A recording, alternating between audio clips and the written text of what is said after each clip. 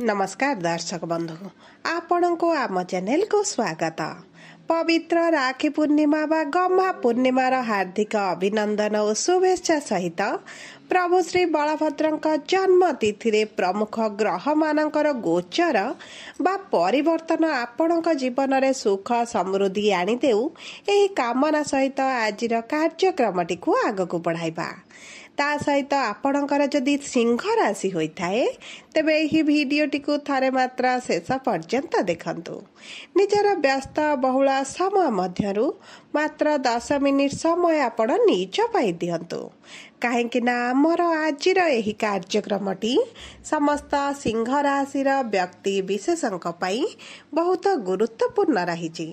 काहींकि गुरुत्वपूर्ण रही आपण भिडियोटी को शेष पर्यंत देखिले निश्चित भावरे जानि परिबे। देखंतु आपणक सिंह राशि रे एही राखी पूर्णिमा दिन शुक्र आसिबे द्वादश भाव को, जेउठारे सूर्य एवं बुधक सहित रही शुभाशुभ फल को द्विगुणित करिबे। किंतु एही द्वादश गृह रे बुध बकरी रुहेबे मार्गी, ता सहित सूर्य मध्य आपणक राशि को गोचर करिबे एवं एही बड़ परिवर्तनटी आपणक जीवन रे किछिटा शुभ फल देव एवं किछि अशुभ फल प्रदान करि पारे।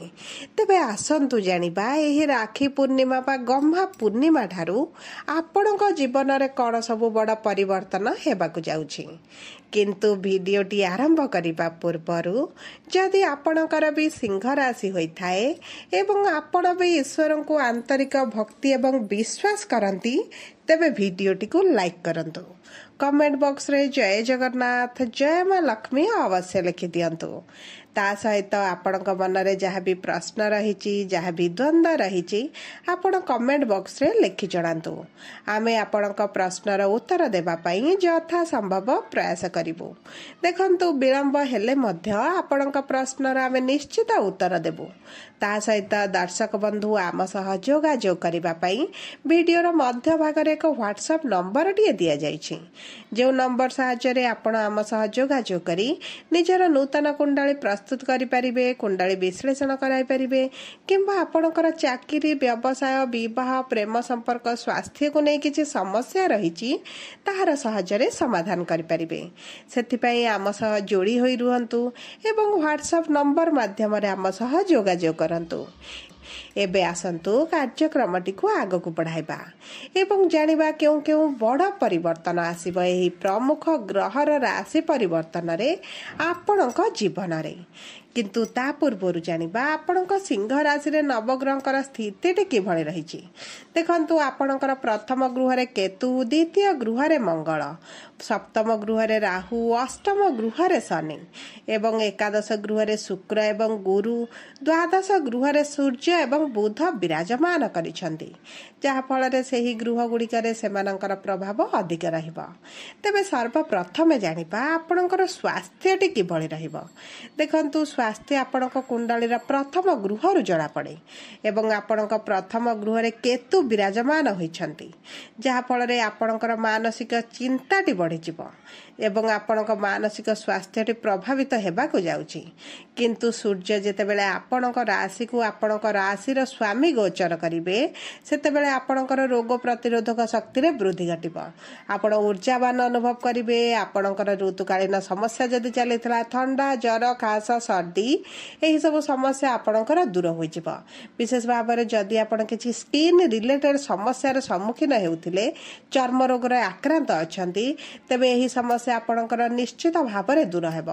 कारण सूर्य जेहेतु आपणक राशिर स्वामी आपणक राशि को गोचर करुछंती, ए आपणक स्वास्थ्य रे विशेष भाव में भल परिवर्तन आनिबो। ता सहित देखंतु जेहेतु केतुक द्वारा प्रभावित हेबे बा केतुक द्वारा पीड़ित स्थिति रे रहिबे, तेणु करी आपणक मानसिक स्वास्थ्य किछि ना किछि मात्रा रे प्रभावित हेबो। आपण चिंतित रही पारंती, आपणक बीपी बढ़ी पारे, डायबिटीज बढ़ी पारे, कोलेस्ट्रॉल बढ़ी पारे, ब्लड रिलेटेड समस्या जदि पूर्वरु रहितला नथिला ताहा वृद्धि घटिपारे जदि भी नथिला ताहा बढ़िबार मध्य संभावना अछि। ता सहित देखंतु जेहेतु गुरु आपणकर एकादश गृह रे अछंती तेणु करी आपणक खाद्य पानीय उपर आपण विशेष भाव में जत्नवान हुअतु नचेत आपणकर चर्बी बढ़िबार मध्य संभावनाटी बढ़ी जाउछि।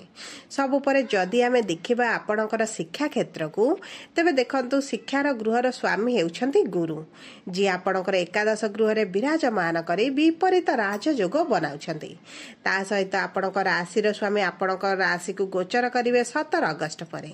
एही समय मध्य जदि आपण सरकारी चाकरी पय प्रिपेयर हेउछंती सरकारी चाकरी पय परीक्षा देउछंती इंटरव्यू देउछंती एंट्रांस देउछंती तेबे आपणकर सरकारी चाकरी हबार बहुत अधिक प्रबल योग बनुछि।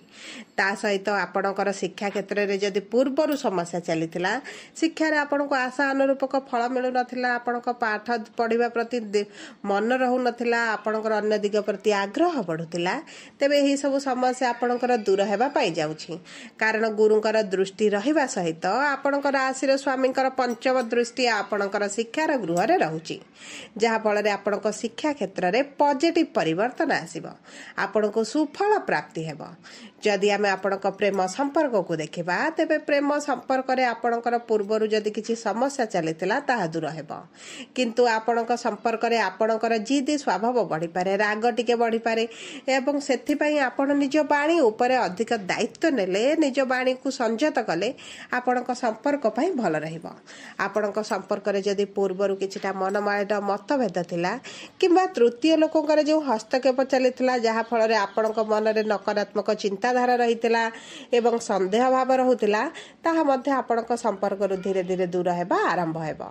आपणक प्रेम संपर्क पई भल समय रहिछि। जदि आमे देखिबा आपणक विवाहर योग को बा वैवाहिक संपर्क को तेबे विवाहर गृह रे आपणकर राहु विराजमान होइछंती जे आपणक प्रथम गृह को दृष्टि देउछंती ता सहित केतु मध्ये आपणक सप्तम गृह को दृष्टि देउछंती। आपणक वैवाहिक संपर्क रे किछि ना किछि मनमालिन्य मतभेद आपण देखि पारंती अजथारे किछि किछि छोट छोट कथा को आपण नै झगड़ा होई पारे आपण संपर्क रे असंतोष रहिबे एवं देखंतु आपणक पाखरे सब थाई मध्ये आपण असंतोष रहिला भଳି अनुभव करिवे एवं जहा आपणक वैवाहिक संपर्क को किछि मात्रा रे प्रभावित करिवो। जदि आमे आपणकर विवाहर योग को देखिबा तेबे देखंतु विवाहर योग आपणकर भल रहिछि कारण गुरुंकर आपणकर मनवांछा गृह रे विराजमान हेबा सूर्य आपणकर राशि को गोचर करिबा विवाह पाई भल संकेत प्रदान करिथाए एवं एही समय मध्यरे जदि आपणकर सिंह राशि होइथाए एवं आपण विवाह रे समस्या देखुथिले तेबे आपणक समस्या दूर होई जिवो आपणक विवाह हेबार संभावनाटी बढ़ी जाउछि। किंतु देखंतु जदि सब पर मध्य आपणकर विवाह रे विलंब हेउछि विवाह रे समस्या आसुछि विवाह भांगी जाउछि किंबा कोनोसे कारण वशत आपणक विवाह होई पारु नाही तेबे एही समय मध्य रे आपणक कुंडली को थरे विश्लेषण कराई नियंतु कारण गुरुकर स्थिति जदि आपणक कुंडली रे नीच थिबो कि शत्रु गृह रे शत्रु राशि रे थिबे किंबा गुरु आपणकर दुर्बल थिबे तेबे आपणक विवाह रे बाधा विघ्न सृष्टि हेउछि। तेणुकरी कुंडली विश्लेषण कराई गुरुंकर स्थिति जाने किछि सहज उपाय करी आपण गुरुंक ठारू शुभ फल प्राप्ति करिवे एवं देखंतु शनिकर गोचर मध्य विवाह रे बा चाकरी रे अधिक गुरुत्वपूर्ण होइथाय। शनिकर स्थिति मध्य आपणक कुंडली रे किभଳି अछि ताहा जानिबा अत्यंत गुरुत्वपूर्ण कारण आपणक अष्टम गृह रे शनि विराजमान होई बक्री होइथिबारु आपणक सप्तम गृह को प्रभावित करूछन्ती जहा फल रे आपणक विवाह रे समस्या सहित वैवाहिक संपर्क रे मध्य समस्या आपण देखि पारुथिबे। ता सहित जदि भी आपण किछि पार्टनरशिप बिजनेस करूछन्ती सेतरे मध्य आपण विलंब देखि पारंती किछिटा लॉस देखि पारंती ठकामीर मध्य शिकार होई पारंती। जदि आमे आपणक कर्म क्षेत्र को देखिबा तबे कर्मर गृहर स्वामी हेउचन्ती शुक्र जे आपणक एकादश गृह रे थिले एवं 21 अगस्त रे आपणक द्वादश गृह को गोचर करिवे। आपणक कर्म को नै आपणक किछिटा ट्रैवल करबा को पड़ी पारे आपण किछिटा यात्रा करि पारंती एवं यात्रार आपनको सुफल प्राप्ति हेबो आपणक इनकम बढ़ी जिवो रोजगार वृद्धि हेबा सहित आपणकर आवश्यकता ठारू अधिक अर्थ मध्य आपनको प्राप्त होई पारे कारण देखंतु शुक्र आपणकर द्वादश गृह को गोचर करिवे माने आपणकर दूर यात्रा विदेश यात्रार मध्य संभावनाटी बढ़ी जाउची। जदि आपण पाठ पई हेउ चाकरी पई हेउ विदेश जिबा को चाहुतिले तबे एहा आपणक पई सबुठारू भल समय रहिबो किंतु गुरु जेहेतु आपणक लाभर गृह रे अछंती आपणक ट्रांसफर होई पारे पारे आपणकर सालारी वृद्धि होई पारे प्रमोशन हेबार मध्य संभावनाटी देखा जाउछि। ता सहित जदि आमे देखिबा आपणक व्यवसाय को तेबे आपणक भाग्यर गृहर स्वामी हेउचंती मंगल जे आपणकर द्वितीय गृह बा धन लक्ष्मी गृह रे विराजमान होइछंती। तेणु करी आपणक व्यवसाय रे परिश्रम बढ़िबा सहित आपणकर इनकम बढ़ी जिवो। आपण जदि आपणक व्यवसाय को सचोटतार करुथिबे तेबे निश्चित भाव में आपणक सुफल प्राप्ति हेबो। आपणक आवश्यकता ठारो अधिक धन मध्य प्राप्ति होई पारे। देखंतु आपणकर जेहेतु शनिकर अढ़ई चलीची आपणक किछि ना किछि त बाधा विघ्न समस्या देखुथिबे, किंतु एही अढ़ई वर्ष मध्य रे जदि आपणक कुंडली रे शनि भल थिबे उच्च थिबे मित्र गृह रे थिबे तेबे आपणकू बहुत उच्च स्तर रे नै पहुंचाइबे। आपणक व्यवसाय को मध्य बहुत उच्च स्तर रे पहुंचाइबे। सेतिपय कुंडली विश्लेषण कराई शनिकर स्थिति को जानतु। शनिकर किछि उपाय करंतु जहाँ आपणक अढ़ई वर्ष मध्य शनिकर प्रकोपरू किछि मात्रा रे आपणकू सहायक हेबो। सब परे आपणकर अशुभत्व को दूर करिवा पई प्रतिदिन प्रातः समय रे तंबा पात्र रे सूर्य को जल अर्पण करंतु। सूर्यकर बीज मंत्र मध्य जप करंतु। शनिकर अढ़ई जे पर्यंत चलीची शनिकर बीज मंत्र मध्य पाठ करंतु। ता सहित चेष्टा करंतु मांकड़ को किछि खाद्य देबा पई एवं हनुमान चालीसा प्रतिदिन पाठ करिबा पई। यह आपणक शुभाशुभ फल को द्विगुणित करिथाए। जदि आपणकर सिंह राशि होइथाए वीडियोटी किभଳି लागला कमेंट बॉक्स रे लिखि जणांतु।